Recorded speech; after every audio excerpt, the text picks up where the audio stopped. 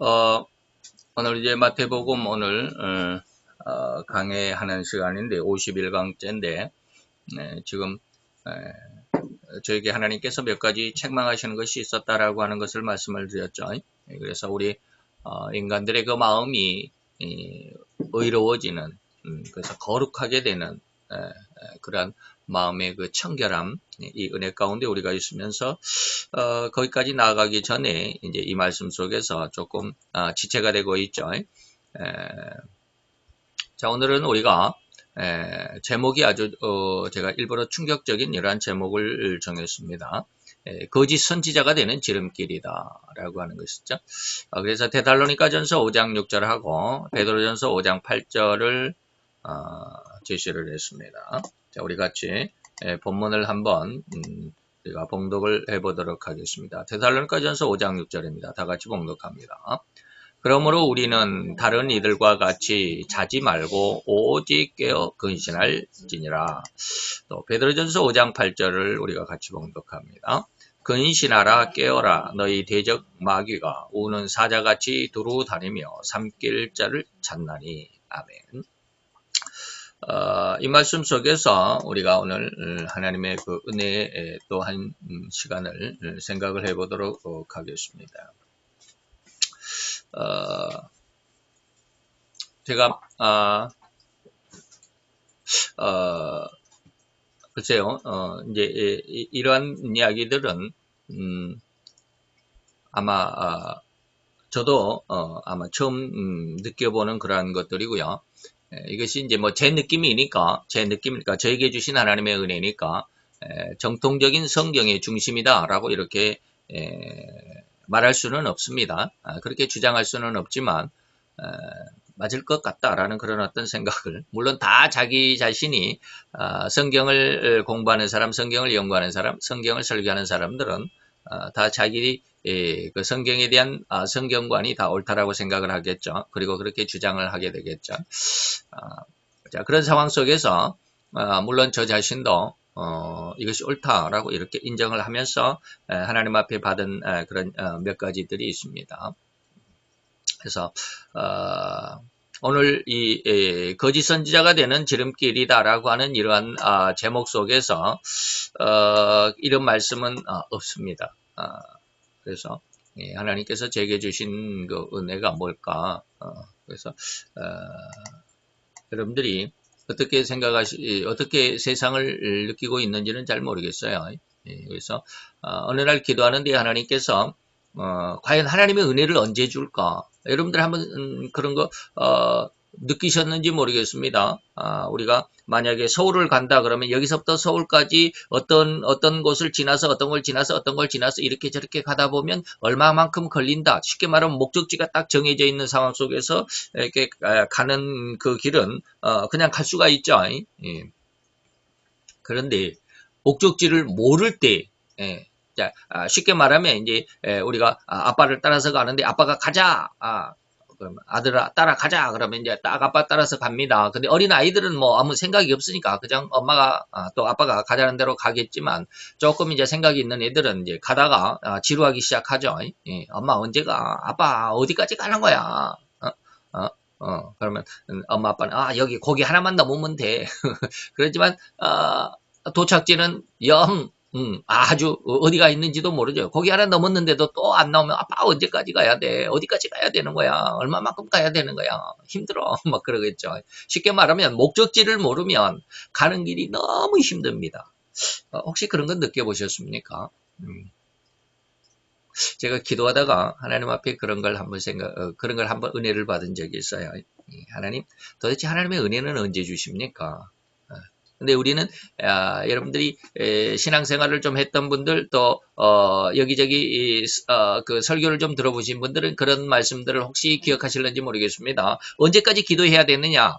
하나님 앞에 성도들이 은혜를 받기 위해서 기도할 때 언제까지 얼마만큼 기도하면 되느냐? 뭐 이런 거 굉장히 의심이 많죠. 의심이 아니라 좀 호기심이죠. 의심이라기보다는 호기심이죠. 좀 알았으면 좋겠는데 뭐 한 달만 이렇게 기도하면 하나님 은혜를 주신다 그러면 좀 아주 자신감 있게 기간들을 채울 수가 있잖아요. 그런데 도대체 한 달을 해야 될는지, 어떤 사람은 1년을 해야 된다고 그러고 어떤 사람은 뭐 한 5년을 해야 된다고 그러니 도대체 하나님의 은혜가 언제 올지 모르잖아요. 저도 그런 데 대해서 많은 하나님 앞에 의문을 가지고 있었습니다. 네, 하나님이 두 가지, 성경에서, 다른 데서 말고 성경에서 하나님께서 두 가지를 말씀하셨습니다. 두 가지 말씀하신 것을 하나님께서 가르쳐 주셨습니다. 첫째는 욥에게입니다. 욥에게 하나님께서 은혜를 언제 주셨을까요? 여러분들이 욥의 38장부터 41장까지 쭉 보면 한마디로 말하면 하나님의 주권을 인정하라는 겁니다. 세상 그 중에서 처음에는 저도 하나님 앞에 은혜를 받을 때 제 나름대로 야 하나님이 주권을 인정하라 하셨구나 라고 하는 것만은 생각을 했거든요. 그리고 좀 며칠 더 기도하다 보니까 하나님께서 그걸 뭘 의미를 하셨느냐면 세상을 주관하시는 하나님. 그러잖아요. 그 말씀 안에서 보면, 네가, 악어가 어떻고, 뭐를 아느냐, 네가 번개를 아느냐, 번개가 어디가 저창되는지 아느냐, 우박이, 눈이 어디가 있고, 비가 어디가 있고, 세상, 바람이 어디서 오고, 어디로 가는지 아느냐, 짐승 사슴이며 몇 달 만에, 새끼를 낳는 줄 아느냐, 이런 내용들이 굉장히 많죠. 그런 내용들을 쭉, 읽어오는 중에 하나님이 욥에게는 세상 천지 우주 만물을 주관하시는 하나님이시구나. 세상을 주관하시는 하나님, 우주 만물의 그대와 모든 것들을 주관하시는 하나님을 인정하게 하셨구나. 그래서 그것을 인정하고 하나님 앞에 이제 내가 귀로만 듣던 하나님 눈으로 보나이다 라고 이렇게 고백을 했을 때 하나님께서 욥에게 굉장한 큰 축복을 주었죠. 이전의 축복을 배나 더 주었더라. 그 다음에 기도하다가 또 하나님은 언제 은혜를 주실까라고 기도하다가 하나님이 또 욥을 욥이 아니라 다니엘을 생각하게 하셨습니다. 다니엘서에서는 느부갓네살에게 하나님께서 복을 다시 말하면 느부갓네살이 7년 동안 미치광이가 되어서 떠돌아다녔죠. 그 다음에 7년이 딱 차고 난 다음에 다시 왕권을 정신을 회복시키고 왕권을 다시 회복시켜 주셨는데 이때 하나님의 약속이 뭐였을까요? 다니엘에게 그런 말을 했습니다. 네가 하나님께서 세상 나라, 인간 나라, 세상 나라, 인간 나라, 성경에는 하나밖에 없습니다. 인간 나라를 이 말입니다. 근데 저는 이제 거기에 이제 세상까지 포함을 시켰습니다. 세상 나라와 인간 나라를 주관하시는 하나님. 기억이 나실는지 모르겠습니다. 제가 다니엘서를 이미 우리가 강해도 다 끝났으니까 다니엘이 느부갓네살에게 큰 나무 나무를 꿈꾸게 하셨죠. 그래가지고 그 나무를 그냥 하나님의 한 순찰자가 하늘에서부터 내려와가지고 그루터기만 남겨놓고 잘라버리더라. 이런 거 있죠. 그것을 해석을 못하고 있으니까 다니엘이 해석을 해줬잖아요. 근데 그러한 하나님의 해석 이전에 다니엘이 간절히 바랐던 게 뭔 줄 아십니까? 왕이 빨리 회개하고 하나님을 인정했으면 좋겠습니다. 그리고 하나님의 긍휼을 백성들에게 베풀고 하나님의 공의를 가지고 정치를 했으면 좋겠습니다. 라는 권면을 합니다. 근데 왕이 그 말이 무슨 말인지를 몰랐어요. 그 말의 뜻이 무슨 말인지 이해를 할 수가 없었어요.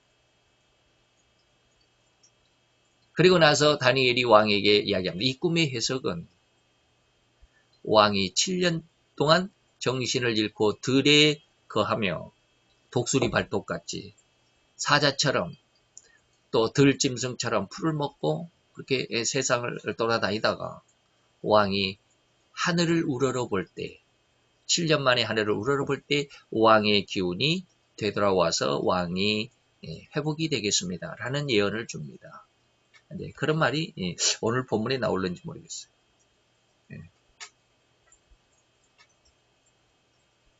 그 다니엘서 4장을 하나님께서 쭉 떠오르시면서 그런 느낌을 주셨어요. 인간 나라를 주장하시는 하나님. 이것을 인정하고 이것을 믿게 되니까 회복이 되는구나. 자, 지금 제가 말씀은 두 가지를 드렸습니다. 욥에게는 천지 우주 만물을 주관하시는 하나님. 다니엘에게는 누구? 인간 나라를 주장하시는 하나님.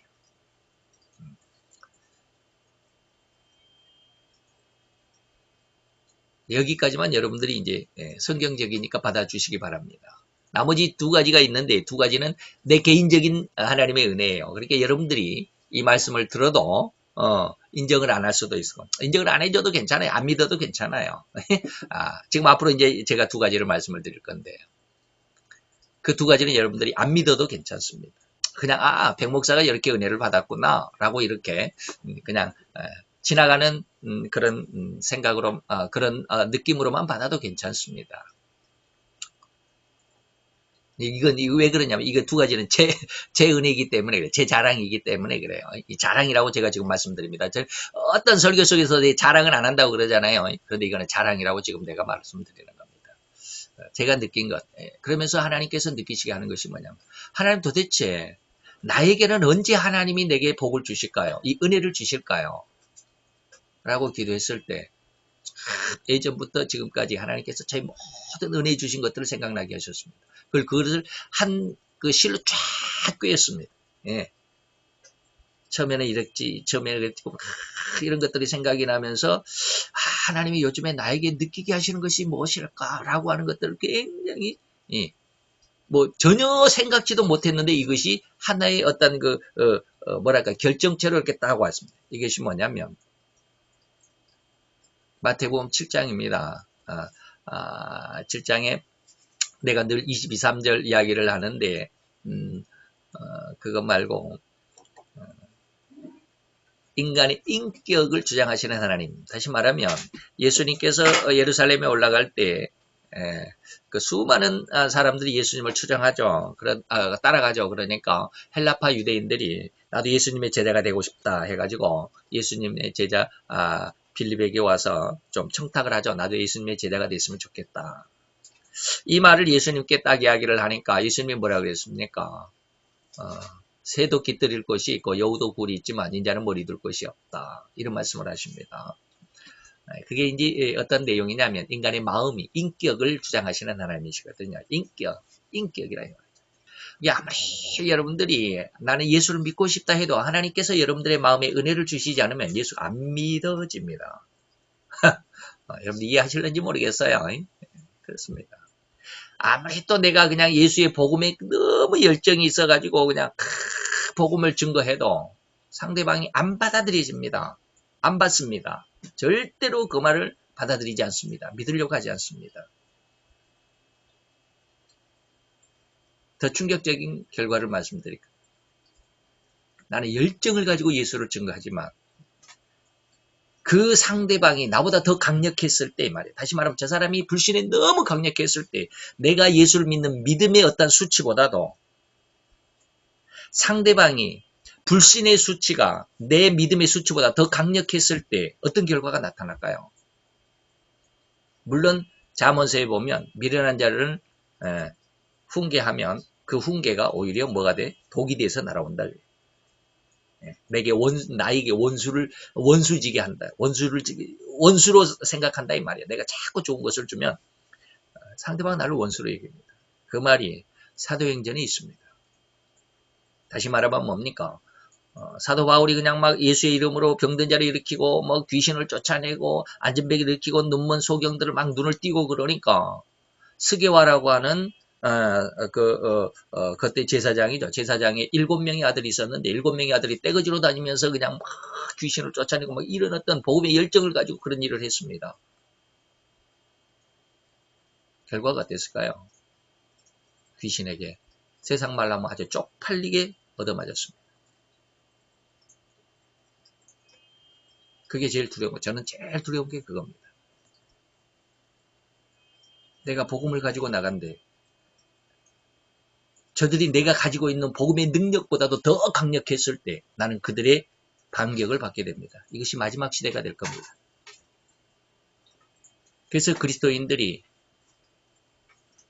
권세가 깨지기까지 환난을 당할 것이다. 이것이 전무후무한 대환난이다라고 계시록 12장 17절에 기록하고 있습니다.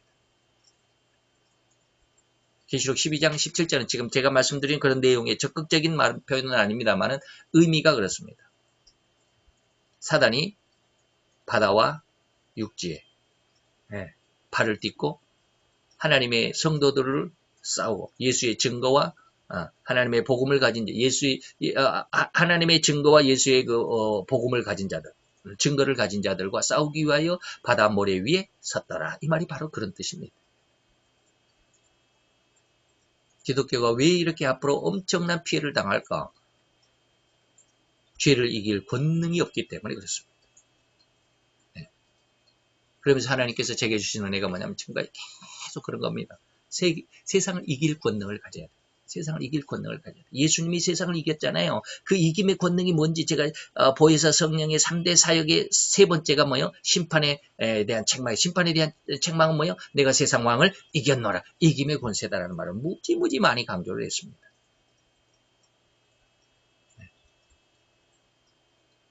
그러면서 하나님께서 쭉 저에게 주신 은혜를 제가 하나님의 은혜 가운데서 결집을 했습니다. 하나님이 내게 주신 은혜는 이런 것이었구나. 그게 뭘까요? 저 자신은 이제 그런 것을 이렇다라고 이야기를 합니다. 다시 말하면 인간의 마음을, 인격을 다스릴 수 있는 그런 은혜를 주시지 않았어요. 그래서 하나님께서 나에게 심리학 상담 심리학을 하도록 하신 은혜가 여기 있었구나라는 것도 그 중에 한 일부입니다. 아주 작은 일부입니다. 인간의 마음을 알게 하셨구나. 맨 처음 하나님께서 제게 은혜를 주실 때 제 마음을 들여다보게 했습니다. 네. 그래서 인간의 마음에 대해서 많이 생각하게 하고 은혜를 주신 것을 가만히 생각해 보면 인간들의 마음에 대해서 이렇게 하는 것들을 그동안은 알지 못했는데 이런 것들을 아마 주시지 않았을까라는 그런 생각을 해봅니다. 그래서 하나님, 이제 인간의 마음이 어떤 줄 다 알았습니다. 뭐 죄성이 어떻고 그런 말 수없이 많이 했죠. 인간의 마음은 어떡하는 이런 것들 무지 많이 했습니다. 예전에 뭐 심리에 대해서, 심성에 대해서, 심령에 대해서도 여러분들에게 마태복음 우리가 시작하면서 그런 3번 강의를 했습니다. 심리가 어떻고, 심령이 무엇이고, 심성이 무엇인가라고 하는 것을 여러분들에게 말씀드린 적도 있습니다. 이런 거 전부 인간의 인격에 대한 거거든요. 저도 깜짝 놀랐습니다. 야, 하나님 왜 이런 은혜를 주셨을까? 이것 때문이구나. 그러면서 하나님 앞에 요즘에 기도하는 것은 그것입니다. 하나님, 이런 인간의 심리에 대해서 어느 정도 알게 하셨잖아요. 은혜를 주셔야 되지 않겠습니까? 근데 아직도 하나님이 주실 것이 많다라고 하는 건 옛날에는 막 짜증이 났지만 하나님 왜 알기만 하시고 은혜를 안 주십니까? 막 그랬지만 요즘에는 그렇지는 않습니다. 그래서 오늘 새벽에 갑자기 하나님이 주신 은혜가 기독교인이 기독교인답지 못하면 스게와의 7 아들과 같이 된다. 그게 대환란이다. 아주 두려운 말이었습니다. 그래서 인간의 인격에 대한 어떤 은혜가 이제 은혜가 주어지면 하나님의 은혜가 주어지지 않을까. 근데 또 하나는 뭘까요? 또 하나 하나님께서 이상한 어떤 느낌을 주셨습니다. 세상을 하나님께서 이렇게 쫙 은혜를 세상을 구원하시고 세상을 쫙 주관해 가시는 가운데 하나님이 4개의 어떤 기둥을 가지고 가실 것이다. 첫째는 뭐요? 세상 우주 만물에 대한 이치, 주관하시는 하나님. 인간 나라를 주관하시는 하나님. 그 다음에 인간의 심성을 인격을 주관하시는 하나님. 마지막이 뭘까요? 4개의 기둥이라 했죠. 성경에 보면 4개의 기둥은 뭐예요? 온 세상을 의미합니다. 4번째가 영적인 기능입니다. 영적인 기둥이에요. 이런 말은 여러분들이 안 믿어도 괜찮아요. 제 느낌이 그래요. 그래서 저는 이제 인격에 대한 어떤 은혜, 그래서 내가 뭐 인격적인 어떤 큰 지도자가 될 것이다 이런 뜻은 아니고요. 그 중에 일부를 좀 담당했으면 좋겠다. 하나님 앞에 늘 요즘에 기도하는 게 그렇습니다. 하나님, 인격적인 은혜를 주셨으면 인간의 마음을 주관할 수 있는, 그래서 그 사람들을 이렇게 옳은 대로 지혜로운, 뱀처럼 지혜로운, 비둘기처럼 순결한 그런 모습으로 인간의 마음을 끌어들일 수 있는, 그들에게 지지 않는, 그들을 이겨낼 수 있는, 그 땅에서 그냥 막 어거지로 그냥 멱살 잡고 끌어가는 것이 아니라 그들의 마음을 되돌이켜 줄 수 있는, 이게 인격의 모습이 아닐까. 그게 어떤 수장의 모습이 아니라 하나님, 만물의 일이나마 그 중에 내 일부의 그 파트에 속했으면 좋겠습니다라는 기도를 요즘에 많이 합니다. 참 그렇게 기도할 때는 마음이 기뻐요. 야, 내게 주신 은혜가 이것이다라고 하는 것이 믿어지니까. 그런데 이제 아쉬운 것은 뭐냐, 하나님 이제 느끼게 하신 것이 영적인 어떤 권능을 가진 자가 있을 것이다. 그 사람이 아마 두 증인이 되지 않을까라는 어떤 생각을 해봅니다. 어쨌든지 제 느낌입니다. 그래서 앞으로 그런 어떤 은혜가 있는데 왜 이 엉뚱한 이야기를 했느냐 하면 그런 은혜를 받기 전에 거짓 선지자로 가는 지름길이 너무 넓기 때문에 그렇습니다. 이제는 많이 말씀을 드렸기 때문에 쑥쑥 읽어가면서 말씀을 짧게 하도록 하겠습니다. 그래서 지금까지 말씀드린 것은 여러분들이 참고로 한번 그냥 듣고 지나가는 것으로만 생각하시기 바랍니다. 단지 하나님이 은혜를 주시기를 원했을 때는 어떤 은혜가 있는 자에게 하나님의 주권을 인정하는 자에게 반드시 은혜를 주셨습니다. 이게 두 번이 있었습니다. 욥과 느부갓네살에게, 다니엘서의 느부갓네살에게 하나님의 주권을 인정하는 자에게 은혜가 주어지게 될 겁니다. 네. 자, 오늘 이 은혜는 설교자인 제가 근 한 달 이상을 제대로 된 기도의 시간을 갖지 못함으로 인해서 심각하리만치 심성이 답답해지고 또 기도의 줄기를 잡을 수가 없고 오직 잡념만이 기도하는 대신에 잡념만이 난무하게 된 그런 상황 속에서 회개하고자 기도의 자리에 앉음으로 하나님의 주신 은혜를 정리한 것입니다. 제가 언제 한번 말씀드렸죠. 곧 결론적인 말씀부터 드리자면 참으로 수많은 목회자들이 성령으로 시작했지만 나중에 결과는 뭐예요? 참으로 암담하다 할 수밖에 없는 그 참담함. 다시 말하면 성령으로 시작했다가 육신의 결과로. 제가 조금 전에도 말씀을 한번 드렸습니다. 이것과 연관이 될 수 있습니다. 뭐라 그래요? 우리가 세상을 이길 수 있는, 죄를 이길 수 있는, 사단의 권세를 이길 수 있는 그런 어떤 신앙적인 어떤 능력이 없으면 우리가 짓밟히게 됩니다. 그래서 우리가 거룩한 것을 돼지에게 또 개에게 주지 말라. 왜? 개가 그리고 돼지가 그것을 짓밟고 되돌이켜서 너를 상하게 한다. 마태복음 7장에 있잖아요. 그 말씀 똑같은 말씀이에요. 네. 그래서 우리가 하나님의 은혜를 정확하게 그리고 더 크게 은혜를 받지 못하면 세상에 분명히 짓밟히게 될 것입니다. 이게 뭐냐? 거짓 선지자들이 바로 그런 길을 가고 있다라고 하죠. 네. 암담함의 결과 다소 조심스럽지만은 않는 그런 안타까움이 결말의 순간들이 되겠죠. 그러면 어떻게 이러한 일들이 일어날 수 있을까? 성령으로 시작한 자가 어떻게 육신적인 모습으로 마칠 수가 있겠느냐 이 말입니다. 도대체 그것이 가능하겠느냐? 현실적으로 이게 일어나겠느냐? 하나님께서 우리를 늘 지켜주시고 보호하시는데 믿는 자들은 그러잖아요. 하나님께서 우리를 늘 지켜주시잖아. 우리를 늘 보호하시잖아. 나는 예수 그리스도의 피에 십자가의 은혜에 나는 그 대속의 은혜 안에 있는데 사단이 나를 어떻게 할 수 있겠냐? 이렇게 자신감은 좋아요. 그러나 늘 이야기합니다. 그런 어떠한 이론적인 어떤 생각, 어떤 그런 믿음과 현실적으로 내가 세상 속의 사단과의 어떤 대결 속에서 내가 이길 수 있느냐 이 말이에요. 네? 자, 그러면서 오늘 은혜의 과정을 한번 생각을 해보도록 하겠습니다. 자, 갈라디아서 3장 3절에 사도 바울이 이렇게 이야기합니다. 너희가 어찌 이같이 어리석으냐? 성령으로 시작하였다가 이제는 육체로 마치겠느냐? 이렇듯 사도 바울도 경고했지만 우리 주님은 참으로 더 강력하게 경고했습니다. 어떤 말을 했느냐? 마태복음 24장 5절에 보면 많은 사람이 내 이름으로 와서 이르되 내가 바로 그리스도다 라고 할 때가 오게 될 것이다. 믿음이 있는 사람들이 내가 바로 그리스도라고 했을 때 그 사람을 따라가게 되더라 이 말입니다. 왜? 많은 사람이 미혹해 된다. 내가 그리스도라고 그러면 성경에 엄연하게 분명히 기록이 되어 있잖아요. 예수님께서 이것이 저 그리스도야, 이거 잘못된 거짓 선지자라고 분명히 지적하고 있잖아요. 근데 많은 사람이 나 예수의 이름으로 와가지고 내가 그리스도라고 하면 니네들이 빨리 알고 그것이 그리스도가 아닌 줄을 분별할 수 있어야 되잖아. 그런데 그렇지 못하고 거기에 뭐한다? 미혹하게 되더라 이 말이에요. 네. 이 말이 무슨 뜻이냐면 곧 모든 목회자들 또는 설교자들 그리고 진실로 예수 그리스도의 십자가의 은혜로 인해서 은혜를 얻고 감사해서 또 예수님 앞에 헌신을 다짐하고 더욱이는 그 헌신이 죽음까지 각오하는 이런 목회와 선교에 투신하는 헌신의 길로 시작을 했지만 결과적으로 그렇게 아름다움으로 시작한 자들이 결말에는 거의 찾아볼 수 없더라 이 말입니다. 왜 그럴까요? 수많은 제가 지난 시간에도 말씀드리잖아요. 오늘날 우리나라에만 해도 4만 명이 넘는 목사들이 있습니다. 글쎄요, 제가 좀 섣부른 말인지는 모르지만 이 4만 명이 넘는 목회자들이 마지막 적그리스도가 나타나게 될 때 거의 대부분이 적그리스도의 수중으로 들어가게 될 것입니다.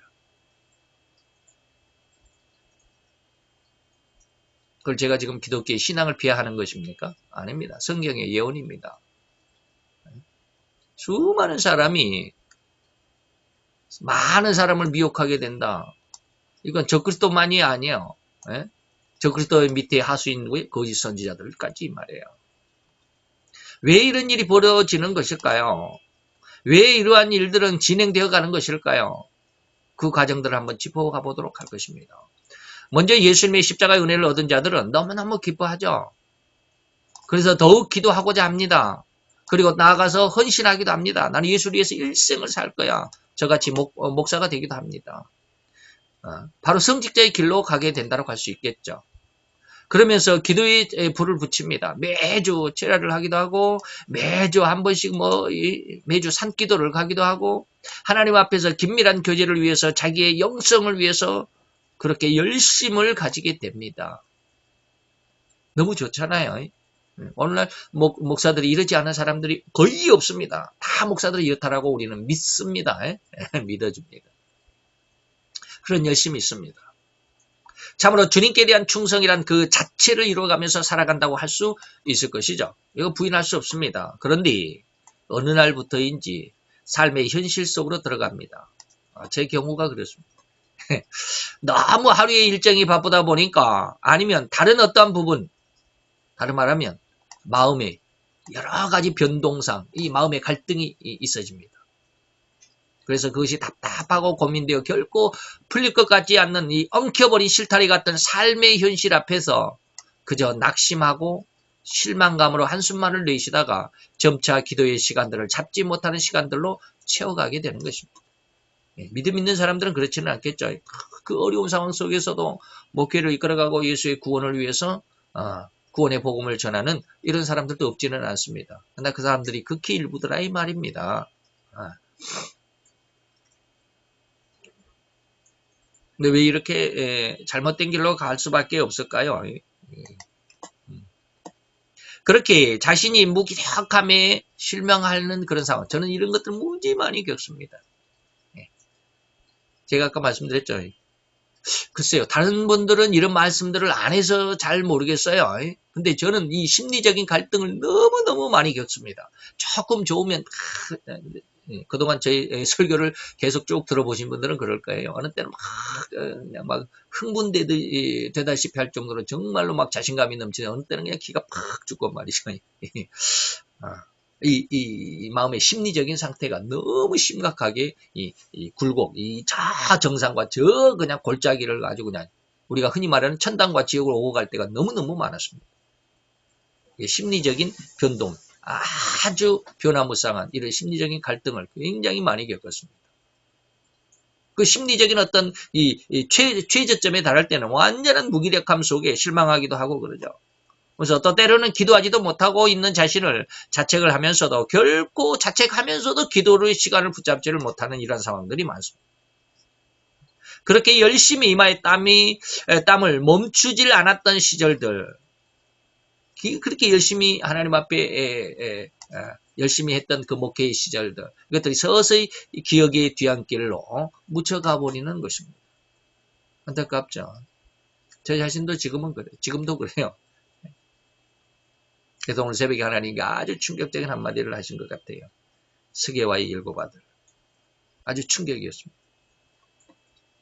그러다 보면 이제 급기야 설교자 혹은 목회자의 그 심령은 거의 세속화가 되어버리고 결코 하나님과의 영적인 교제로 인한 아름다운 심성을 유지할 수가 없게 되는 것입니다. 세상의 즐거움에 맛이 들어간다 이 말입니다. 이렇게 지금 제가 이제 힘든 삶을 말씀을 드렸지만 다 이제 어떤 즐거움 속에 있는 사람들, 쉽게 말하면 성공 속에 있는 사람들이 여기에 들어가는 것이 더 확률이 많습니다.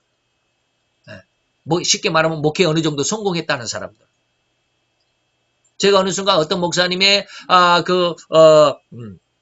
그 예배에 어떤 목사님을 위한 예배에 무슨 예배라고는 말씀 안 드리겠습니다. 어떤 그 목사님을 위한 예배에 참석을 하러 갔습니다. 상당히 많은 사람들이 그 예배에 참석을 했습니다. 그 목사님의 그 예배를 축하해 주기 위해서. 그리고 예배가 끝나고 나와서 주차장을 지나가다가 제가 깜짝 놀랐습니다. 제 마음속에. 와, 야, 이 목사님들은 도대체 제가 시샘하는 것일 수도 있습니다. 이 목사님 도대체 어떻게 목회를 했길래 이런 고급차를 타고 1억이 넘는 고급차들을 이렇게 대여섯 대가 왔더라고요. 네. 와, 내가 뭐 없어서 그래서 뭐 자책감이 그런지는 모르겠지만 자우지간 야 목회자로서 1억이 넘는 우리나라의 최고급 차를 과연 탈 수도 있죠. 성도들이 사주면 탈 수도 있어요. 그런데 탈 필요가 있을까라는 그런 어떤 고개가 갸웃하는 그런 생각이 들면서 마음에 아주 좀 안타까운 마음이 없지 않아 있었습니다. 네. 세상의 명예와 권세, 다시 말하면 세상 말로 하면 성공에 길들여져 버리는 겁니다. 성공에 길들여져 버려요.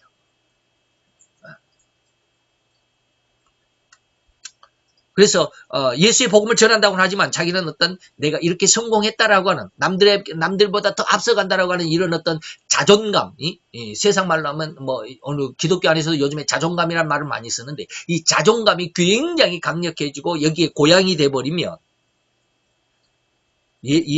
입술에서는 예수를 이야기하고 있지만 마음속에서는 세상의 명예와 권세 그리고 이권 축복 이런 것들로 완전히 사로잡혀 있는 것입니다. 이렇게 되는 상황이라면 참으로 이제 그 목회자나 설교자는 온갖 세상적인 그리고 자기의 지난 과거의 실력을 우려해야 하는 우려해야 하는 다시 말해 이 말이 무슨 말이냐면 우려해야 하는 것이 아니라 우려야 하는 것입니다.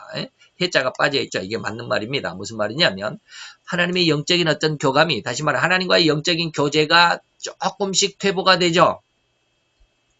그래서 하나님과의 긴밀한 관계를 가졌던 쉽게 말하면 믿음이 좋았던 그런 어떤 아름다운 심성들이 조금씩 퇴보하게 되면 목회자들은 어떻게 목회를 유지합니까? 하나님과의 지난 과거의 그 하나님과의 교제의 그 끈끈함, 그 긴밀함, 그 아름다운 그것으로 목회를 이루어가는 것이 아니라 자기가 과거에 가지고 있는 그런 실력들을 우려내는 이 말이에요. 우려내야 하는 그런 상황이 도래하게 됩니다.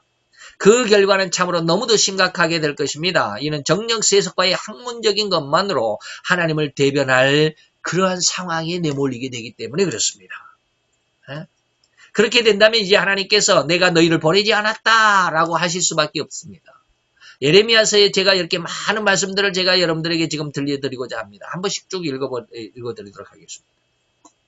예레미야 14장 14절 여호와께서 내게 이르시되 선지자들이 예수님, 여호와가 말씀하십니다. 내 이름으로 거짓 예언을 한다. 거짓 성경을 말한다 이 말입니다. 하나님 뭐라고 그래요? 나는 그들을 보내지 아니했다. 라고 분명하게 이야기하죠. 15절로 넘어갑니다. 그러므로 그들이 내가 보내지 아니했어도 선지자들이 다시 말해 오늘날 목사들이 하나님의 은혜 가운데 있지 않으면서도 그들이 내 이름으로 예언한다. 그러면서 뭐요? 칼과 기근이 이 땅에 이르지 않으냐 평화와 축복이 너희들에게 예수를 믿는 너희들에게 큰 축복이 있을지어다라고 이렇게 선언만 하더라 이 말입니다. 23장으로 넘어갑니다. 21절에 이러한 선지자들은 여호와가 말합니다. 내가 보내지 아니했어도 그들은 열심히다. 다름질한다. 열심히다. 내가 그들에게 말하지 않았어도 그들은 예언한다. 성경이라고 예언한다. 23장 32절로 넘어갑니다. 나 여호와가 말하노라 보라 거짓 몽사를 예언하여 이르며 거짓과 헛된 자만으로 내 백성을 미혹하게 하는 자들을 내가 그들에게 징계한다. 치리라 그러잖아요. 내가 그들을 뭐 했지 않았어? 보내지 아니했고 그들에게 명령하지 아니했다. 27장으로 넘어갑니다. 여호와께서 말씀하시되 내가 그들을 보내지 아니하였거늘 그들이 내 이름으로 거짓 설교를 한다. 거짓말로 자기 어떤 주장, 자기 학식, 자기 어떤 사상, 하나님의 뜻은 고사하고 이 말이에요. 자기 나름대로의 생각으로 이렇게 설교를 하더라 이 말이에요. 거짓 예언이라는 게 바로 그런 뜻입니다. 28장으로 넘어갑니다. 선지자 예레미야가 선지자 하나냐에게 이르되 하나냐야 들으라. 이게 무슨 말인지 압니까? 28장, 29장, 그 다음에 29장, 여기 아주 심각한 문제가 있습니다. 예레미야 한 사람과 여기 보는 이제 나중에 보는 뭡니까? 시드기야가 나오죠. 여기 시드기야 이름이 안 나오네.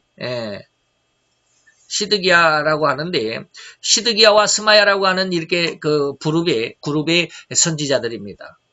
예레미야를 아주 그냥 막 핍박하는 그런 자죠. 그런 무리들입니다. 선지자 예레미야가 선지자 하나냐에게 이르되 하나냐여 들으라 여호와께서 너를 보내지 아니했다. 그런데 네가 이 백성으로 거짓을 믿게 했다라고 책망을 하잖아요. 29장에 보면 이제 여호와께서 다시 말합니다. 내가 그들을 보내지 아니했다. 그런데 그들이 내 이름으로 예언한다. 내 이름으로 설교를 하더라. 29장에 보면 31절에 넘어갑니다. 너는 모든 포로에게 글을 보내어 이르기를 여호와께서 느헬람 사람 스마야 나오잖아요. 아까 여기 스마야잖아요. 하나냐고 여기는 스마야인데 스마야는 누구냐면 제가 이제 이게 빨간 걸로 그 해석을 잠깐 해놨습니다. 스마야에게 스마야야 내가 너를 보내지 않았다라고 여호와께서 말씀하셨다라고 이렇게 예레미야가 이야기합니다. 다시 말 이 말이 무슨 말이냐면 이는 스마야가 예레미야를 향하여 여호와의 예언이라고 하면서 예레미야를 심하게 질책하는 말이 29장 24절로 28절까지 있습니다. 그래서 이제 31절은 뭡니까? 29절 30절 이렇게 쭉 내려오면서 여호와께서는 자기에게 다시 말하면 스마야가 이제 예레미야에게 하나님께서 내게 이런 예언을 줬어라고 말하면서 자기에게 이르되 너는 왜 자칭 선지자라 외치는 예레미야를 질책하지 않았느냐라고 나를 책망해서 예레미야 네가 잘못됐다라고 내가 이렇게 하나님의 말씀을 받아서 너를 책망하는 거야 라고 이렇게 스마야가 예레미야를 책망하는 내용이 29장 24절로 28절까지 있다 이 말입니다. 이 말에 대한 예레미야의 책망이 31절입니다. 자, 이런 말 들으면 가운데 서 있는 백성들은 스마야의 말이 맞는지 또 앞에 있는 하나냐의 말이 맞는지 나중에 보면 이제 또 시드기야라는 사람이 나오잖아요. 시드기야라는 사람이 또 나오고 이런 선지자들이 말이 맞는지 예레미야의 말이 맞는지 분간하지를 못합니다. 서로 다 자기가 여호와의 말씀을 예언을 받았다라고 그러잖아요.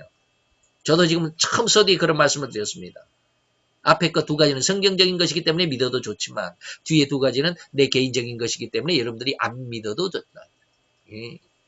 이건 저 개인적인 것이기 때문에. 자, 이렇게 이러한 내용들이 사실이라고 한다면 사실일진데 진실로 목회자들이 또는 설교자들이 더욱인 성직에 몸 담았다고 자부하는 성직자들의 부류들의 가장 두려워해야 할 내용이 아니겠느냐 이 말이에요.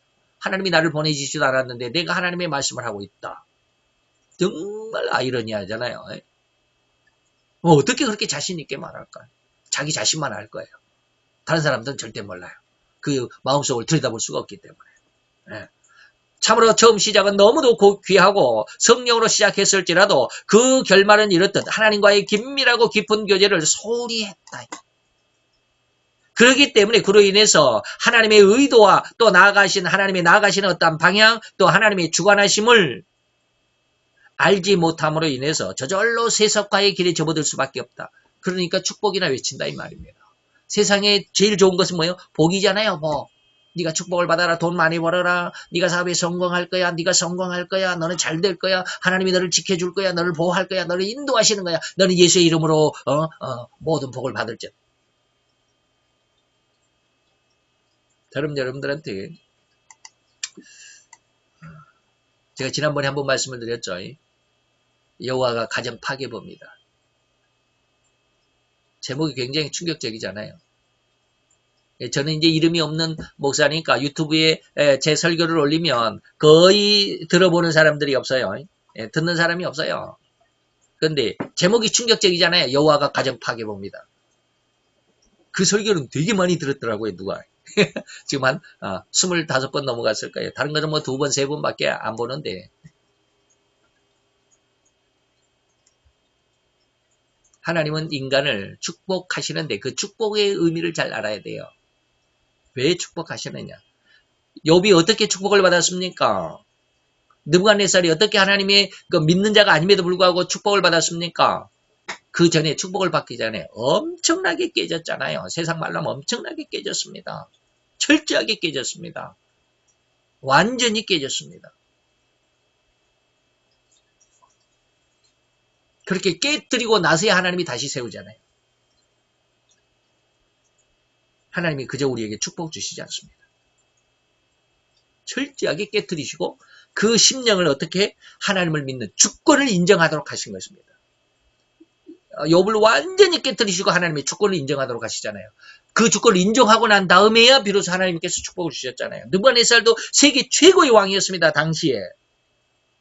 요즘은 미국이 세계 최다 강대국이지만 그 당시에는 바벨론이 세계 최강국이었습니다. 거기에 왕이잖아요. 그 어마어마한 왕을 완전히 박살냈습니다. 7년 동안 미친 사람이 되겠잖아요.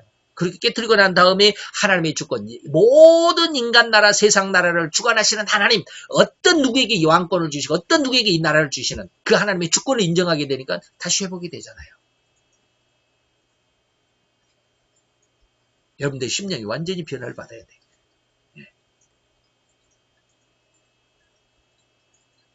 제가 아까 이런 말씀을 하시기 전에 잠깐 이 말씀을 드렸습니다. 그 말씀 여러분들 기억을 했었으면 좋겠어요. 이게 뭡니까? 느부갓네살이 철저하게 하나님 앞에 깨지기 전에 무엇을 먼저 하라고요? 깨지기 전에 쉽게 말하면 얻어맞기 전에 미리 설설 기어라 이 말이에요. 설설 기란 말이 좀 죄송하지만 얻어맞기 전에 빨리 회개하는 것이 좋습니다. 그 회개를 안 하면 얻어맞습니다. 근데 그 얻어맞는 것이 잘못된 징계가 아니라 하나님께서 그냥 한 대 쥐어받고 나서 그걸 더 크게 사용하십니다. 그것이 하나님의 목적입니다. 다시 말하면 우리 마음속에 죄가 있는데 하나님은 우리를 절대로 쓰지 않습니다. 네? 네. 그래서 하나님은 우리에게 축복을 주실 때 절대로 우리 속에 들어있는 죄성을 그대로 놔두고 잘된다 네가 부자가 될 거야, 네가 성공할 거야, 네가 행복해질 거야, 네가 복을 받을 거야. 절대로 그런 설교는 저는 원치 않습니다. 우리가 흔히 말하는 기복신앙이라고 그러는데 기복신앙의 의미가 뭔지를 좀 알아야 돼요. 하나님은 철저하게 그 마음속에 죄를 박살내고 난 다음에 깨끗한 토양 위에 다시 새로운 집을 짓습니다. 이게 성령의 집입니다. 그런데 많은 목회자들이 이걸 몰라요. 자기 속에 있는 죄성이 뭔지도 몰라요. 그러다 보니까 하나님과의 교제가 더 긴밀해지면서 자기 죄성을 들여다볼 수 있는 깊이까지 쭉 들어가야 되는데 거기까지 들어가기도 전에 세상 즐거움과 행복과 성공의 맛을 보는 거예요. 그러다 보면 거기에 빠져버리는 거죠. 이것이 바로 거짓 선지자의 진입로입니다.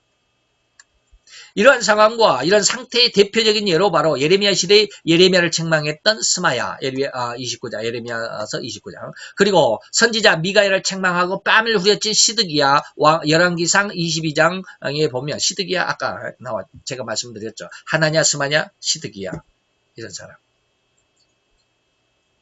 이런 사람들은 하나님께서 보내시지 않았음에도 불구하고 자기들은 엄청난 하나님의 능력과 하나님의 예언 속에 있다라고 자부했던 사람들이잖아요. 스마야는 시드기야 같은 사람은 뭐예요? 400명을 이끄는 이스라엘의 400명 선지자를 이끄는 오늘날로 말하면 총회장이잖아요.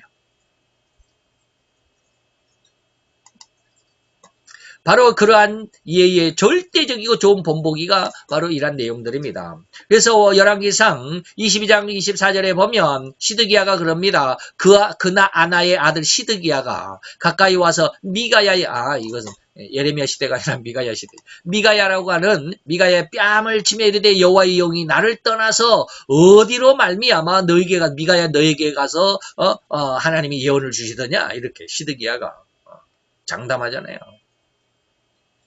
더 깊은 이야기는 안 하겠습니다. 그래서 주님은 진실로 호흡이 있는 자는 여호와를 찬양하라 라고 시편 150편 6절에 말씀합니다. 다시 말하면 우리가 생명이 있는 동안 하나님을 깊은 교제를 가지라 이 말입니다. 찬양하고 기도하고 말씀 속에 이 말이에요. 말씀과 기도와 찬양 속에 하나님과 긴밀한 교제를 가져야 한다. 그래서 이 말씀을 믿고 순종할 수 있는 심성이 되기를 정말 축원해 드립니다. 다시 말하면 인생으로 살아있는 동안에는 늘 하나님과 긴밀하고 깊은 교제가 절대적일 수밖에 없다는 것을 좀 믿어줬으면 좋겠어요. 이는 인간이 호흡을 하지 않고는 곧 죽는 것이죠. 호흡을 하지 않고는 곧 죽는 것일 수밖에 없다라고 하는 것. 다시 말하면 하나님과의 교제가 없어지면 절대로 육신적인 생각과 더 나아가서는 폭력과 폭언 같은 감정과 분노가 그 사람을 장악하게 됩니다. 이해가 됩니까?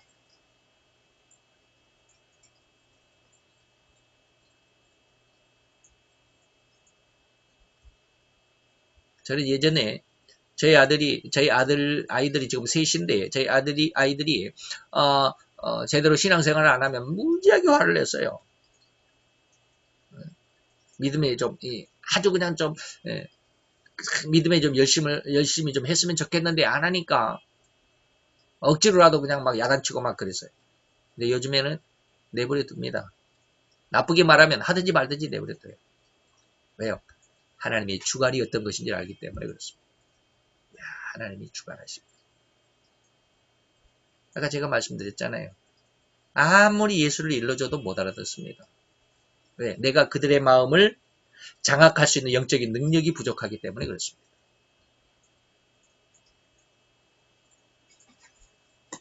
자, 이처럼 진리의 종된 자들 그리고 그 성도들은 절대적으로 즉 살아있는 인간이 호흡을 멈출 수가 없듯이 결코 성도들은 하나님과의 긴밀하고 깊은 교제의 시간들을 기도로 유지할 수 있어야 함을 의미하는 것입니다. 그런데도 불구하고 인간들은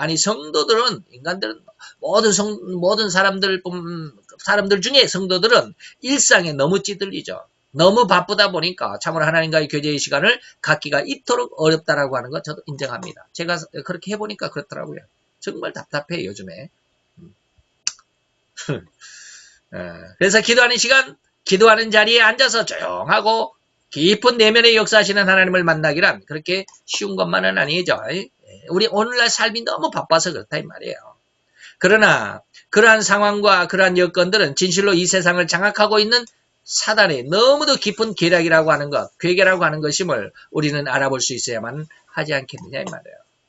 그래서 하나님 앞에 요즘에 제가 이렇게 너무 힘들게 삶을 살면서 많이 기도합니다. 하나님 이런 삶보다는 하나님께서 제게 주시겠다고 약속하신 그 은혜 가운데 있었으면 좋겠습니다. 근데 그 은혜가 언제 주어질지는 모르지만 참 안타까운 마음들이 많아요.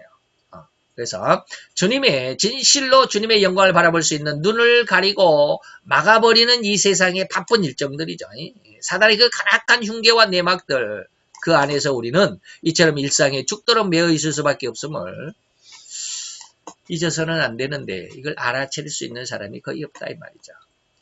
하나님은 왜 이토록 성도들이 더욱이는 목회자들 성도들뿐만 아니라 목회자들 심지어 목회자들이 말이죠. 성직자라고 할 수 있는 자들이 기도함으로 하나님과의 교제를 기도하도록 하나님이 그렇게 요구하실까? 하나님 왜 그렇게 교제를 원하실까? 이 말이에요. 또한 성직자들은 왜 이러한 힘든 중노동과 같은 기도의 시간들을 가져야만 하는 것일까? 기도 시간이 그렇게 쉬운 것이 아니에요. 네? 기도에는 진실로 너무도 깊고 은밀한 하나님과의 하나님의 비밀이 숨겨져 있기 때문에 그렇습니다. 이것이 뭡니까? 제가 이제 지난 시간에 한번 말씀드렸는데, 공감이라고 하는 부분입니다. 이게 아주 중요한 부분입니다. 앞에서 말하는 것은 이제 좀 반대적인 의미지만, 지금부터 말하는 것은 긍정적인 어떤 의미입니다. 아주 중요합니다. 공감이라고 하는 거예요. 하나님은 우리 마음속에 공감을 집어넣어 주시기를 원하셨어요. 제가 이제 인격적인 어떤 은혜를 많이 받았다 그랬잖아요. 이것이 그 일환인지도 모르겠어요. 어느 날 갑자기 하나님이 공감에 대해서 알려주시는데 굉장한 충격이었습니다. 하나님 왜 그렇게 성도들에게 기도하도록 하실까? 왜 그렇게 말씀을 많이 읽으라고 하실까? 공감하도록 하기. 이 공감이란 말이 도대체 저는 어떤 뜻으로 쓸까요? 한번 봅시다. 이토록 귀한 말이 또 있겠는가?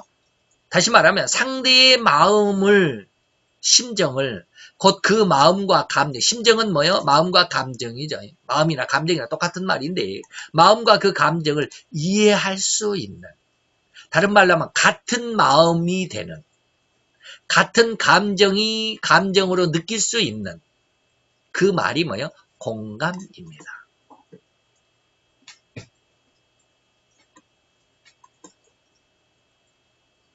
공감 여러분 아시겠죠?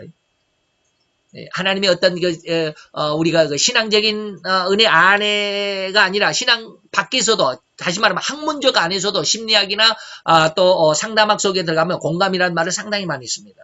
그래서 특성적으로 남자들보다도 여자들이 엄마에게 대한 공감이 굉장히 더 많습니다. 그래서 쉽게 말하면 엄마가 어디 아프다 그러면 아들들은 뭡니까?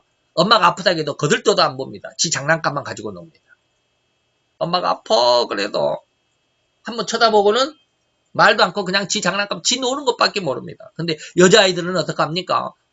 인형을 갖고 놀다가 엄마 아프다고 그러면 인형을 내버리고 엄마한테 와가지고 엄마 왜 아파? 엄마 얼굴을 쓰다듬고 엄마의 이마를 막 만지작거리고 울먹울먹하고 막 그러잖아요. 엄마 왜 아파? 막 그러잖아요. 이 공감 능력이거든요. 왜 그럴까요? 상대를 이해할 수 있고 상대와 한 마음이 되는 거예요. 제가 지금 무슨 말 하는지 이해가 됩니까? 하나님이 왜 성도들에게 기도하라고 합니까? 하나님의 마음을 인정해달라는 겁니다. 이해를 해달라는 겁니다. 내가 이런 마음으로 너희들을 쳐다보고 있어. 내가 이런 마음으로 너희들을 지키고 있어. 라고 하는 그 마음을 좀 알아달라는 겁니다. 하나님이 기도할 때 이런 마음을 주시겠다라고 하는 겁니다. 네?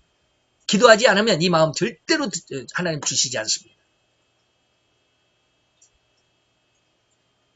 그래서 이 공감의 능력으로 인해서 성도는 더욱이 성직자라고 하는 이 목회자, 설교자, 선교사들은 하나님의 마음을, 다시 말하면 하나님의 의도를, 또 다른 말로 하면 하나님의 말씀을 이해할 수 있고 느낄 수 있는 그 마음이 되게 성장하는, 그 마음으로 성장하게 되는 겁니다. 하나님이 마음을 주시는 거예요. 인격을 주장하신다, 제가 서두에 그랬잖아요. 이 공감이 되지 않으면 절대로 동행하지 못합니다. 그래서 제가 방금 얘기했잖아요. 제 아이들에게 이제는 막 닥달하지 않는다고요. 하나님의 마음을 알기 때문에 그렇습니다. 하나님 아시겠지. 이게 믿어지거든요. 왜? 제가 제 아이들을 볼 때도 너무 답답해서 하나님 어떻게 하시겠습니까? 하나님이 양육하신다 하셨죠.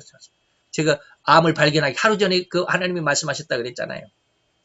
전날에는 하나님께서 네가 낳았다고 네 아들이고 네가 낳았다 해서 네 딸이냐? 내가 다 양육해 가는 것이 아니냐. 그 다음날 새벽에 떴던 하나님이 내가 너를 지키고 내가 너를 보호하리라. 그리고 나서 그 다음날 이야기 안 돼가지고 그 다음날 그러니까 이제 이틀 후에 건강진단하다가 이제 암을 발견했다 그랬잖아요.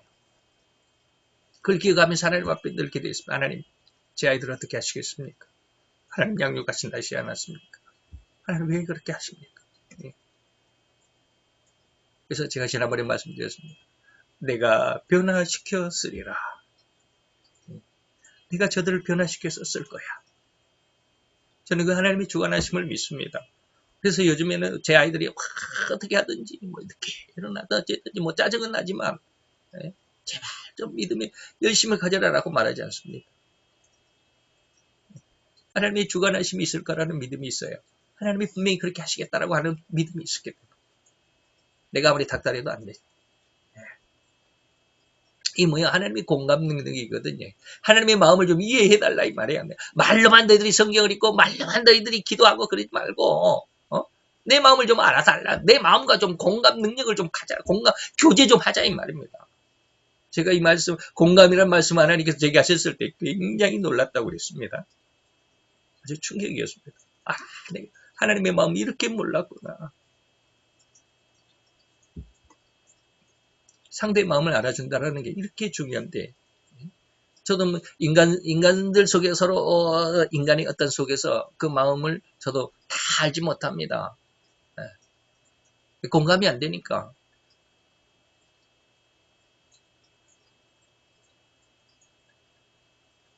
그래서 그 마음을 알 수 있는 그런 어떤 능력을 얻는다면 얼마나 좋을까라는 그 생각도 해봅니다. 과연 이토록 하나님의 마음과 하나님의 심정을 느낄 만큼 성장한 그러한 공감 능력의 마음이 절대적이라고 하는 것은 결코 부인할 수 없습니다.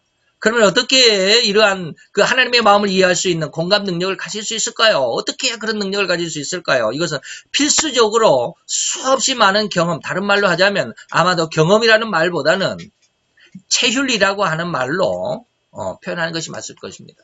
하나님을 체휼해야 한다 이 말입니다. 하나님을 경험한다라기보다는 뭐 경험이나 체험이나 체휼이나 똑같은 말입니다.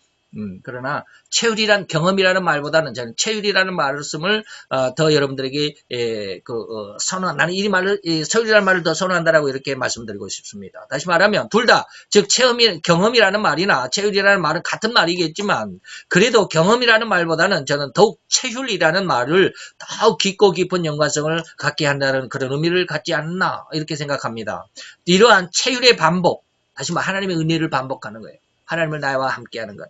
하나님 내게 역사하는 것. 그래서 제가 아까 말씀드렸죠. 서두에. 하나님께서 참 내게 주신 은혜는 뭐예요? 내 자신을 들여다보는, 내 마음을 들여다보는 그런 은혜를 주셨다 그랬습니다. 그래서 그 내 마음을 들여다보았을 때 내 속에 들어있는 그 엄청난 많은 죄악, 다시 말하면 교만들, 예? 그것 때문에 내가 쥐구멍이라도 찾아 들어가고 싶은 그런 심정이었다라는 말을 예전에 많이 했었습니다. 내 자신을 들여다볼 수 있는 마음을 주시다 보니까 상대방을, 사람들의 마음도 어느 정도 읽어낼 수 있겠더라고요. 예. 지금은 다 알지 못하지만 어쨌든지 이런 것이 뭡니까? 하나님을 스스로 내가 체휼하는 거예요. 경험하는 겁니다. 체휼하는 겁니다. 이것을 또 반복함으로 인해서 그 사람으로 하여금 그때 그 상황, 그리고 그때 그 의미, 이것을 더욱 깊고 더욱더 정확하고 그리고 더욱더 명확하게 공감적으로 이해할 수 있고, 또한 즉각적으로 이제는 처음에는 이것이 잘 긴가민가 해서 잘 모릅니다. 이걸 받아들여야 되나 말아야 되냐, 이것이 정말 옳은가, 이것이 하나님의 음성일까 아니면 내 마음일까, 이거 처음에는 절대 구분 못합니다. 근데 이것이 계속 훈련이 쌓이다 보면 이것이 이게 하나님의 말씀이구나, 이건 내 생각이구나 라고 하는 것이 구별이 됩니다. 이게 진짜 희한한 은혜입니다. 네.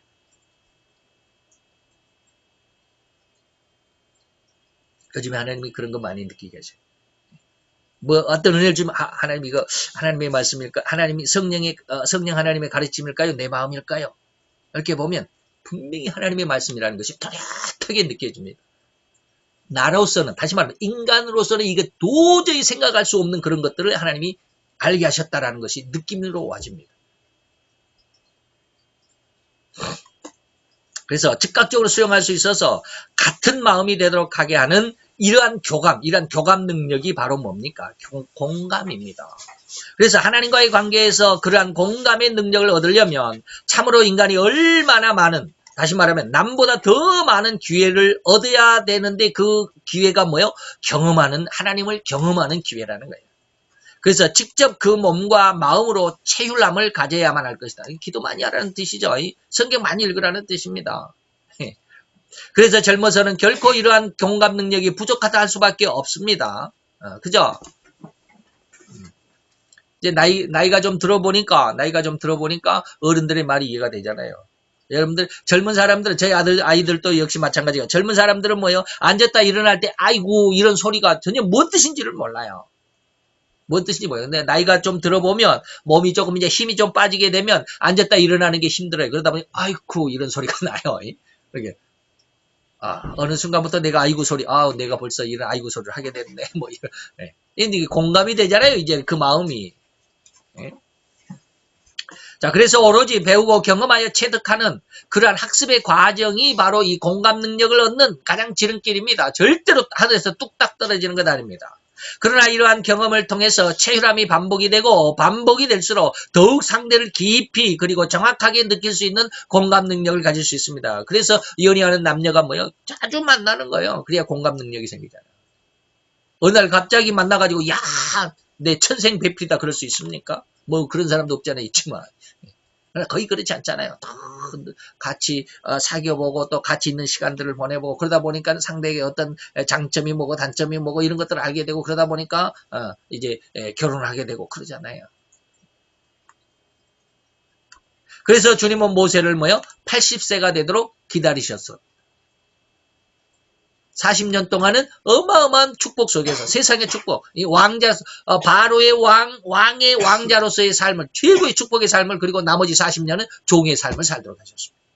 이전까지는 수없이 많은 일들을 경험하도록 이 40년 동안에는 뭡니까? 왕자로서의 말이에요. 곧 그 몸과 마음으로 경험하는 체휼함이 되도록 바로의 공주의 아들인 왕자로서 40년을 살도록 하셨습니다. 또 그리고 그 이후에는 노예나 양치기로서 40년을, 다시 말하면 인간들이 겪는, 죄악 세상에서 살아가는 죄인된 죄의 노예고 죄의 종으로서의 삶이 어떠한 것인가를 더욱 뼈저리게 느낄 수 있게 되기를 원하셔서 하나님은 아마 이렇게 모세를 80년 동안 40년을 나누어서 80년 동안 이렇게 훈련시켰을 것이라고 저는 은혜를 받았습니다. 모세가 그냥 왕으로 있었으면, 우리 생각은 그러잖아요. 모세가 바로가 되었다라면, 왕이 되었다라면 순식간에 이스라엘 백성들을 해방시켜 줄 수 있잖아요. 너무 쉽잖아요. 하나님 그걸 원하시지 않았다. 모세에게 원하는 것은 뭐냐? 그 마음이 하나님을 좀 아는 거예요. 모세의 마음이 하나님을 좀 아는 거예요. 그때 그 하나님의 마음을 공감할 수 있는 능력은 어디게? 아주 인간의 심오한 그 밑에 나락에까지 떨어져 가보는 거예요. 그래야 마음을 알 수 있어요. 다시 말하면 여러분 혹시 인터넷에 그런 것에 관심이 없으니까 안 들어봤겠죠. 한 일주일 전에 우리나라의 뉴스가 아주 뜬석했는데 여러분 관심이 없었죠. 누구요? 대한항공의 조현아 부사장 남편이 그 조현아 자기 아내를 법정에 고소한 사건 아십니까? 한 일주일 전에 그런 사건이 우리나라에 떠들썩했습니다. 왜 관심이 없었죠? 근데 왜 뭘 고소했느냐? 아내 조현아가 너무 남편을 완전히 쥐잡듯이 하더라고요. 제가 이렇게 실명을 해서 죄송하지만 남편 이름은 제가 모릅니다. 너무 안타깝더라고요. 남자가 맞고 살아서가 아니라 돈이 사람을 저렇게 만들었구나. 돈이 사람을 저렇게 만들었구나. 어렸을 때부터 너무 부족한 것이 없이 살고 그냥 돈으로 해갖고 주위 사람들을 완전히 돈으로 그냥 짓밟아 놓는 그런 어떤 삶을 살다 보니까 사람이 사람 같지 않나라는 그런 생각이 들어요. 돈이 사람을 저렇게 망쳤구나. 큰 부자이지만 우리나라의 대기업의 부자이지만 돈이 사람을 저렇게 망쳤구나. 다시 말하면 부유한 삶 속에서는 사람의 마음을 절대로 인식하려고 하지 않습니다. 공감하려고 하지 않습니다. 그러나 낮고 낮은 아주 그냥 뭐 천민치가처럼 그냥 그 인간의 모든 노예의 삶을 살다 보면 인간의 마음을 이해하게 됩니다. 그래서 아까 그 말씀을 드렸습니다. 욥도 완전히 하나님이 깨뜨리시고 난 다음에 축복을 주셨다. 느부갓네살도 완전히 박살내고 난 다음에 축복을 다시 주셨다. 박살이 나봐야 공감의 어떤 그 기초가 되나봐요. 부유한 세상에 부유하고 명예와 권세 속에서 성공한 삶 속에서는 인간이 인간을 공감한다라고 하는 것은 그 정말 어불성설입니다. 이해를 못합니다. 나는 옛날 그랬는데 너는 왜 못하냐? 이것밖에 없습니다. 인간을 이해하려고 하지 않습니다. 그래서 하나님이 모세를 어떻게 했어요? 40년 동안 완전히 왕자로서의 삶을 살게 했지만 아주 최특권의 삶을 살게 하셨지만 나머지 40년은 완전히 박살내셨잖아요. 도망자 신세잖아요. 이토록 모진 세월, 이토록 험악한 세상을 살도록 하신 것이 하나님의 뜻이었습니다. 그래서 하나님께서도 바로 이러한 일을 하셨습니다. 예수님께서도. 우리에게 있는 대제사장 예수죠. 예수님은 우리의 연약함을 체휼하지 않는 자가 아니고 모든 일에 우리와 한결같이 시험을 받은 자로 돼 죄는 없다. 예수님이 우리처럼 그렇게 인간의 모습을 입지 않아도 되잖아요. 하나님의 어떤 권능으로 죄를 다 쓸어버리고 그냥 천국을 딱 만들어서 천국으로 딱 하나님 이 세상을 만들지 않아서도 되잖아요. 완전히 천국만 만들어서도 되잖아요. 처음부터. 근데 하나님 그렇게 하시지 않았어요. 그리고 이제 주님의 마음을 충분히 이해할 수 있는 나이가 되었을 적에 비로소 주님은 모세를 호렙산 떨기나무 불꽃에서 만나 주셨습니다. 애굽의 요셉도 이러한 주님의 견지, 다시 말하면 사물을 관찰하는 입장이었던 그 관점. 이러한 견지에서 해석을 하면 그토록 인신매매를 당하도록 하셨고 또한 노예로 팔리도록 하셨고 또 죄수의 몸으로 감옥에 갇히기도 하셨습니다. 하나님은 왜 이렇게 하나님이 축복해 주시겠다고 약속한 요셉인데도 불구하고 왜 이렇게 험난한 인생을 살게 하셨을까? 성경적인 어떤 견지에서 보니까 하나님의 마음이 여기서 보이더라는 겁니다. 제게 주신 하나님의 은혜예요. 요셉을 이렇게 설명한 사람은 아무도 없어요.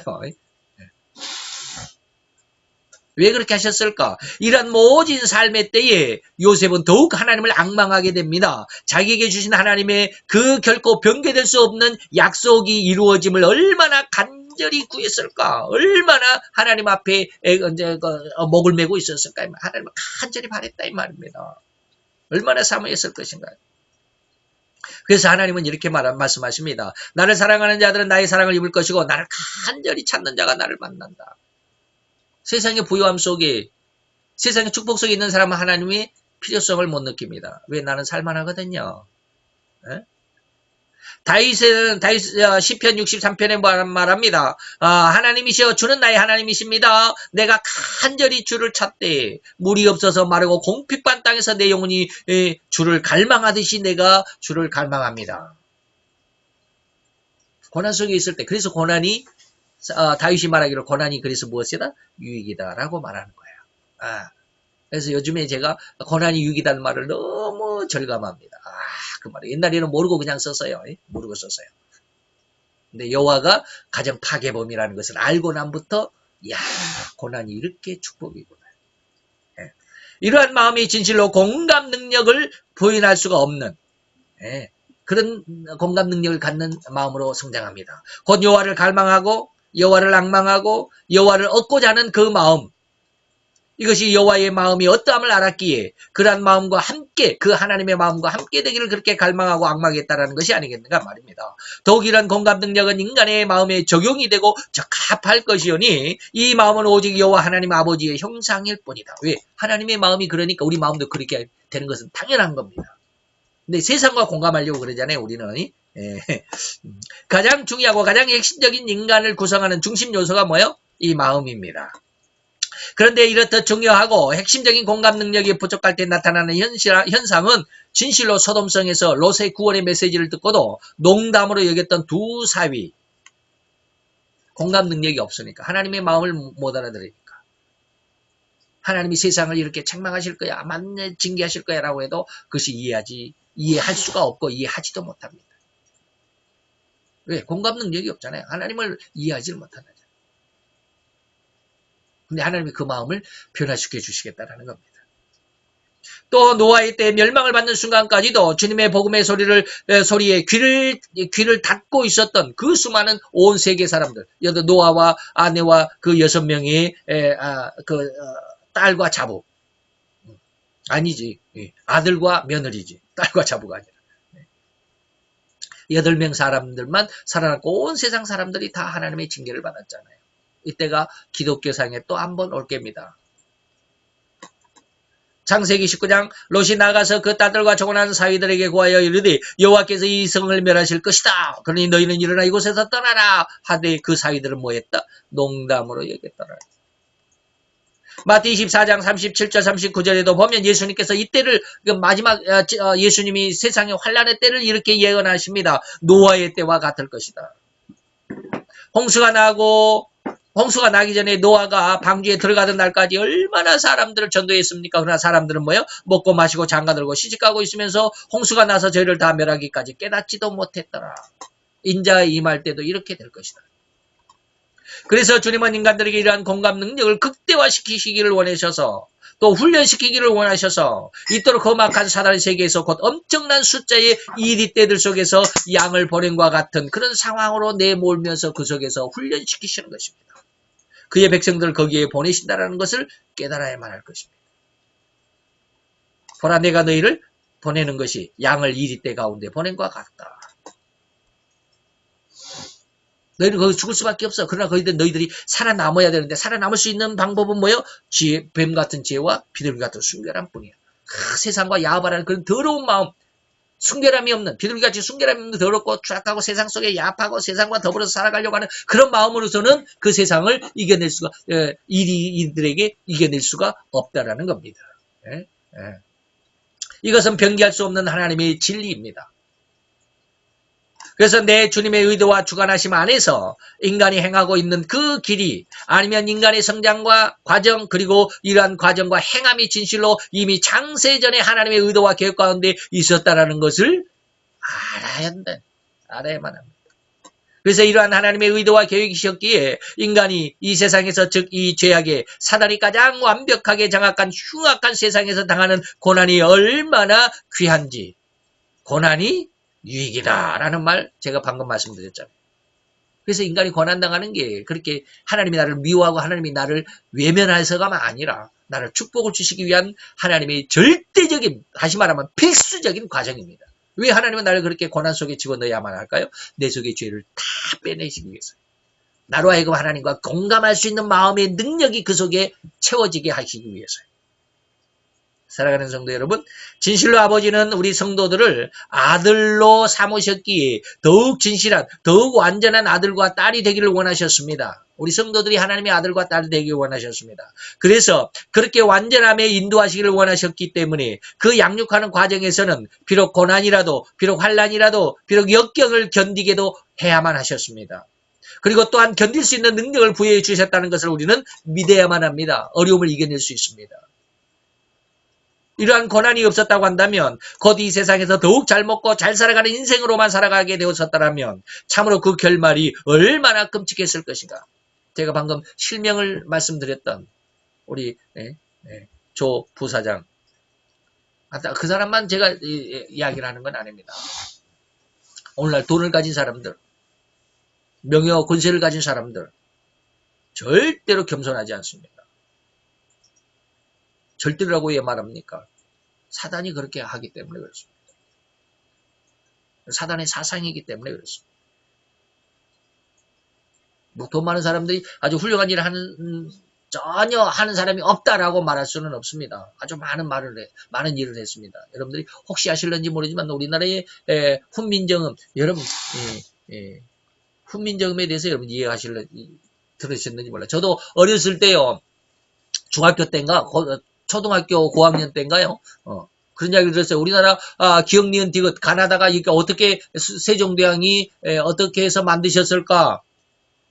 저도 지금까지 그렇게 알고 있었어요. 그때까지만 하더라고요. 제가 훈민정음에 대해서 배우기 전까지만 하더라고요. 어떻게 알고 있었을까요? 제가 어렸을 때 세종대왕께서 나라의 백성들을 너무 사랑하셨는데 글이 없어서 안타까워하시는 마음 중에 어느 날 화장실에 이렇게 앉아 있었는데 우리나라의 그 문이 전부 다 격자문으로 돼 있죠. 가로 세로로 이렇게 쫙 해가지고 거기에다가 창호지를 발라놓죠. 격자문이라고 그러는데 격자로 이렇게 돼 있으니까 세종대왕이 좀 시체 말라면 똥 싸면서 이렇게 딱 앉아 있으면서 그 격자문을 보니까 이것은 기역, 이것은 니은, 이것은 디귿, 이것은 리을 이렇게 해서 글씨를 만들었다는 것을 들었습니다. 저도 그렇게 들었습니다. 근데 그게 누구의 가르침이요? 일본 사람들의 가르침이었습니다. 우리나라의 한글을 완전히 무시하기 위해서 똥 싸면서 만든 글이야 라고 이렇게 말하는 겁니다. 근데 제가 한국어를 제가 부고 전공으로 한국어를 하면서 이제 그 해례본이라고 하는 우리나라의 해례본이라는 그러한 책이 우리나라에 딱 2권 있습니다. 해례본이 뭐냐면 우리나라 훈민정음 해설서입니다. 기역은 어떻게 해서 만들었느냐? 기역할 때 우리 혀가 이 아래 잇몸 아래로 들어갑니다. 위 아래 이렇게 잇몸이 있으면 아래로 이렇게 혀가 이렇게 딱 들어갑니다. 기역할 때 이것이 기역자입니다. 혀가 이렇게 혀 모양이 기역자입니다. 니은 할 때는 이게 우리 혀가 이렇게 니은으로 구부러집니다. 이응 할 때는 우리의 목구멍이 이응이라고 이렇게 뚫어집니다. 이응 할 때. 이게 우리의 모든 신체 구조 기관으로서 발음이 나타나는 모든 신체 그 기관들을 세종대왕이 어떻게 하셨는지 기가 막히잖아요. 그래서 기역은 어떻게 만들었다, 니은은 어떻게 만들었다, 뭐 순경음이다, 순음이다, 뭐 이런 거 아시잖아요. 들어보셨나요? 좌우지간 그런 거 있습니다. 그게 그러한 해설, 우리나라의 훈민정음이 그렇게 창제되었다라고 하는 것이 해례본인데 이 해례본을 보존한 사람이 우리나라의 최고의 부자입니다. 땅을 그때 당시로 그냥 어마어마하게 우리나라의 경상도 지역에 큰 땅 부자가 있었는데 그 사람이 이 훈민정음에 대한 이런 것을 고서 우리나라의 어떤 쉽게 보물 같은 이런 것들을 모으는 취미가 있었나 봐요. 그래서 어디에서 해례본이 있다고 그러니까 그 당시에 1,000원을 주고 샀답니다. 그다 1,000원이면 오늘날에 약 한 10억 이상 되는 돈이라고 합니다. 1,000원을 주고 해례본을 사가지고 그것을 딱 자기 집에 이제 곡간에다가 넣어놨는데 6.25가 터져가지고 뭐 어쩌고 해가지고 숨어있다가 이렇게 묻혀있다가 해례본을 찾아왔고 요즘에 이번에 뭐 상주본이 하나 더 나왔는데 어쩌고 여러분 문화재청에서 뭐 달라고 어쩌다 뭐 그러잖아요. 1조 원의 가치가 있다 그러니까 그 상주본 내가 나라에다 줄래니까 뭐 1,000억을 주시라고 뭐 어떤 사람이 있을 때 여러분들 그 뉴스 제가 지금 정확히 말씀은 안 드리겠습니다. 잘 모르니까 그런 거 있잖아요. 그래서 제가 이 말을 왜 합니까? 돈이 있으면 그렇게 훌륭한 일을 하는 사람도 없잖아요. 있어요. 있습니다.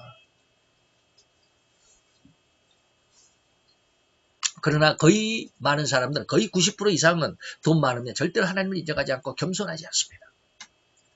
더욱 이 세상에서 잘 먹고 잘 살아가는 것만이 최고라고 생각합니다. 그러나 하나님은 절대로 그렇게 하지 않습니다. 완전히 박살낸 다음에 새롭게 함께 그에게 축복의 길을 열어주십니다. 분들 꼭 기억해 주셨으면 좋겠습니다. 근데 그런 철저하게 깨지기 전에 하나님 앞에 미리 나와서 미리 자복하면 하나님이 더 큰 은혜를 주실 것입니다. 그네가 우리 모든 자들에게 함께 하시기를 축원하면서 기도합시다. 할렐루야. 주님 여호와여, 주께 감사를 드리나이다. 주의 영광 앞에 있는 이 시간, 또 우리들의 심령 속에 주님 함께 하셔서 우리의 마음 속에 하나님이 역사하시고 우리의 마음 속에 역사하시는 그 하나님의 은혜가 무엇인 줄 깨닫게 하시고, 그로 인해서 하나님께서 나로 하여금 무엇을 원하셨으며 또 어떻게 세상을 이끌어 가시며 그 세상 안에서 또한 나는 어떻게 하나님의 뜻을 이루어가며 하나님께서 또한 나에게 어떠한 사명을 주셨는지를 깨닫게 하는 귀한 은혜의 역사가 이루어지는 시간 되게 하셔서 우리로 하여금 진정 하나님이 이 마지막 시대에 예언했던 그 안타까운 모습 안에 내가 소속되지 아니하는, 오히려 하나님의 영광을 드러낼 수 있는 그 아름다운 하나님의 성령의 역사에 소속되는 귀한 하나님의 아들로 딸로 성장하며, 또한 그 안에 머물러 있는 하나님의 보호하심과 인도함 속에 있는 귀한 하나님의 아들이요 딸이 되기를 원하며 예수 그리스도의 이름으로 감사와 기도드려 싸움나이다. 아멘.